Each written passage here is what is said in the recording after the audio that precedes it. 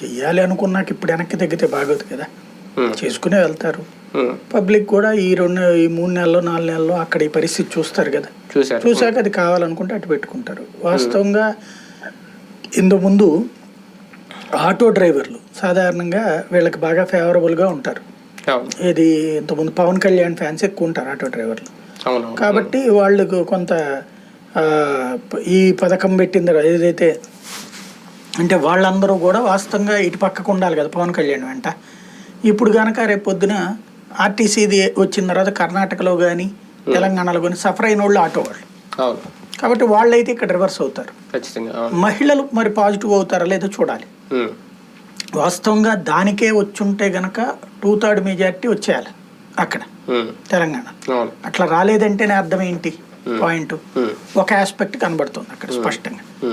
రెండో పాయింట్ ఏంటంటే ఇవాళ రోజున ముందు ప్రకటించి వెనక్కి తీసుకుంటే గనక ఫుట్బాల్ ఆడేసుకుంటుంది వైసీపీ.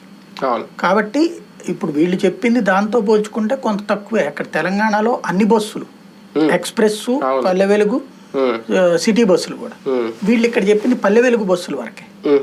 కాబట్టి పల్లెటూళ్ళ వరకే బెనిఫిట్, ఆ పల్లెటూళ్ళనే టార్గెట్ చేయడం కాబట్టి అది కంటిన్యూ చేయించాము. అందులో పాజిటివిటీ ఎదుగుతాయి అంతే. కానీ కర్ణాటకలో కానీ తెలంగాణలో కానీ ఓకే, మన ఆంధ్రాలో ఏం చేస్తారని రేపు వచ్చాక తెలుస్తుంది. ముందు అధికారంలో రాగానే వాళ్ళు చెప్పిన ఫస్ట్ దాన్ని అమలు చేసేస్తున్నారు. ఒక ఆర్టీసీ బస్సు ప్రయాణం ఉచితం చేయడం అంటే అంత సులభమా ప్రభుత్వాలకి? అంటే ప్రాక్టికల్గా ఇక్కడ 2 కాన్సెప్ట్లు ఉన్నాయి.